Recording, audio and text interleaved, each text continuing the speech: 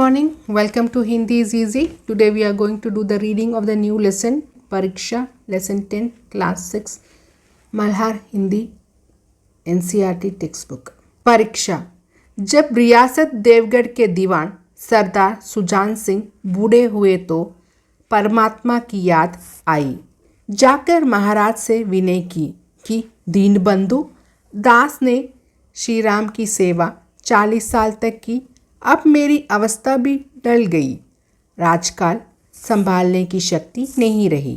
कहीं भूल चूक हो जाए तो बुढ़ापे में दाग लगे, सारी जिंदगी की नेकनामी मिट्टी में मिल जाए। राजा साहब अपने अनुभवशाली नीति कुशल दीवान का बड़ा आदर करते थे।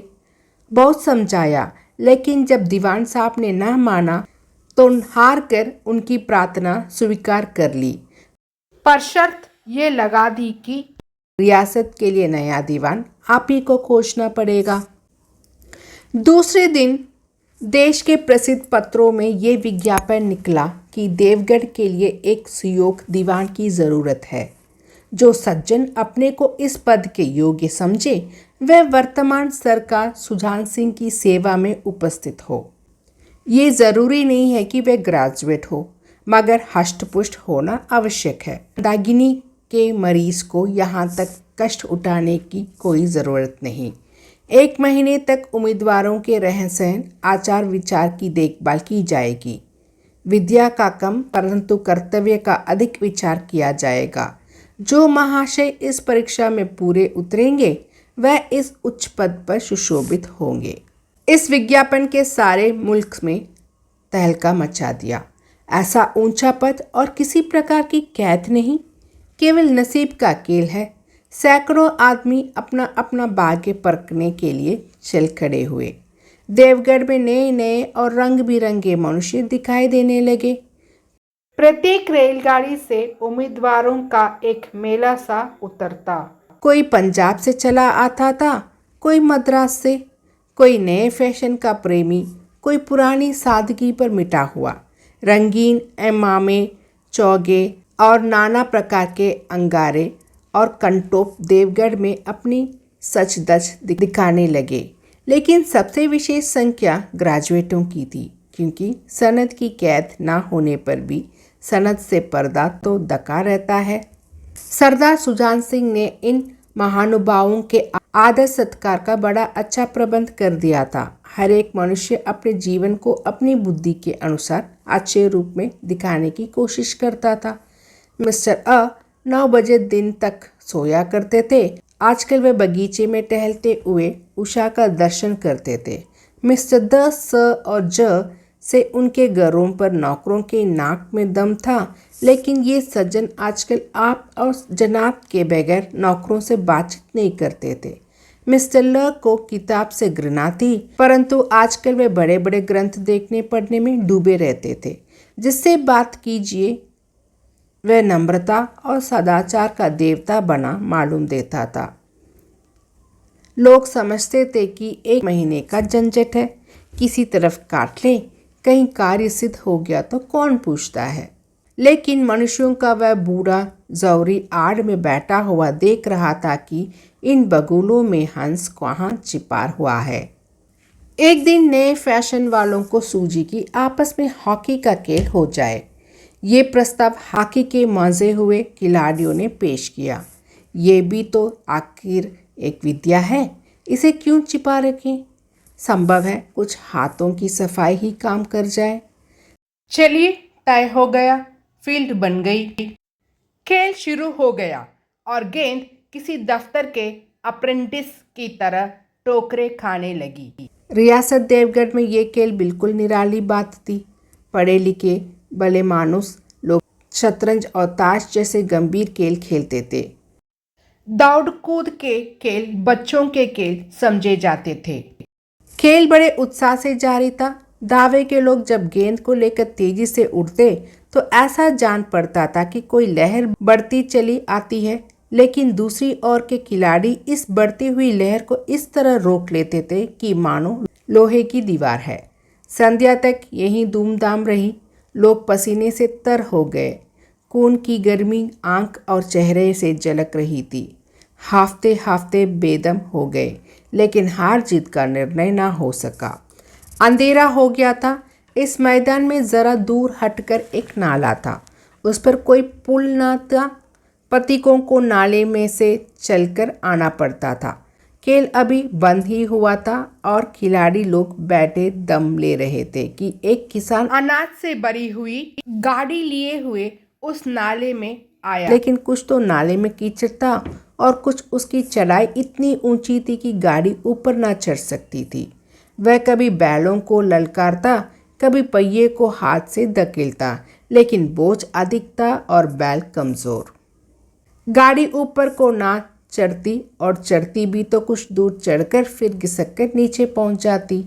किसान बार बार जोर लगाता और बार बार झुंझलाकर बैलों को मारता, लेकिन गाड़ी उबरने का नाम ना लेती। बेचारा इधर उधर निराश होकर ताकता, मगर वहाँ कोई सहायक नजर न आता। गाड़ी को अकेले छोड़कर कहीं जा भी नहीं सकता। बड़ी आपत्ति में फंसा हुआ था। इसी बीच में खिलाड़ी हाथों में डंडे लिए घूमते गामते उधर से निकले। किसान ने उनकी तरफ सहमी हुई आंखों से देखा, परंतु किसी से मदद मांगने का साहस ना हुआ।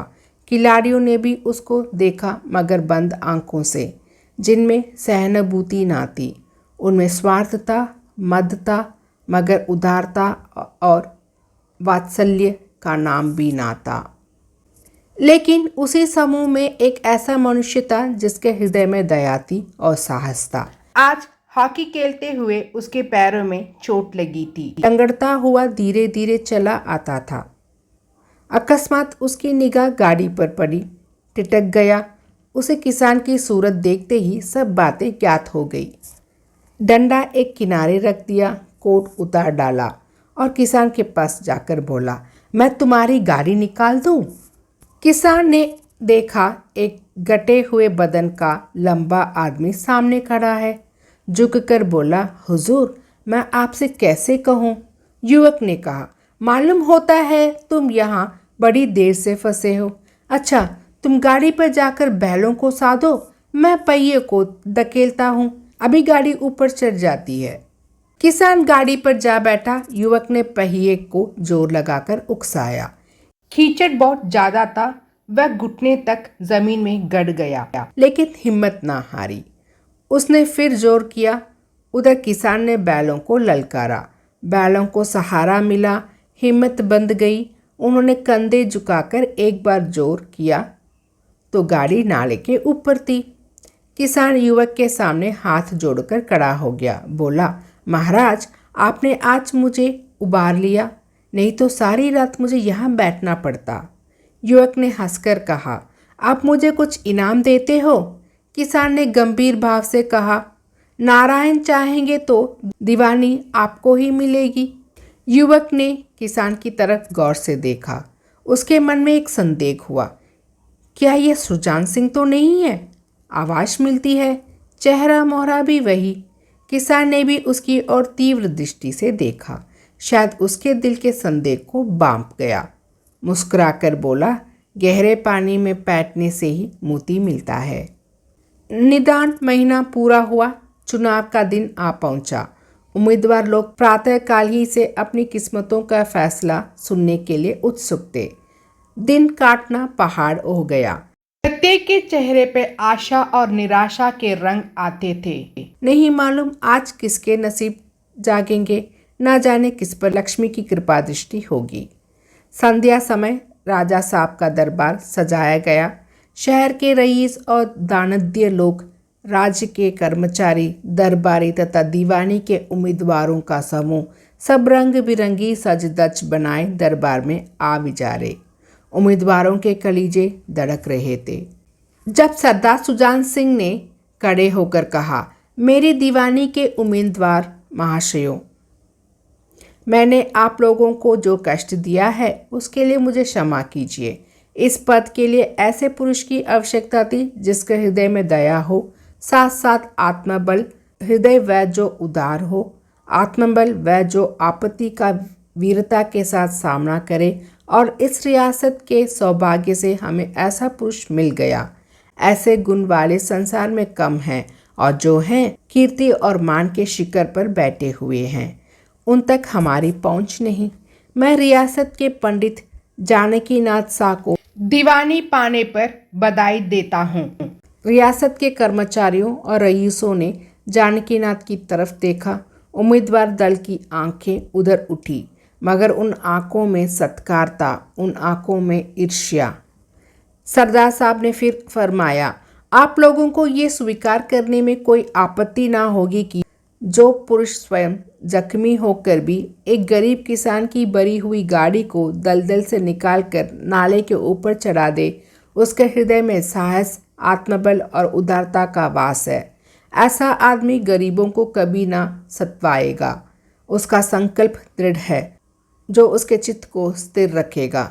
वह चाहे धोखा खा जाए परंतु दया और धर्म से कभी ना हटेगा। Premchand. Next video we'll see the line by line explanation. Thank you students.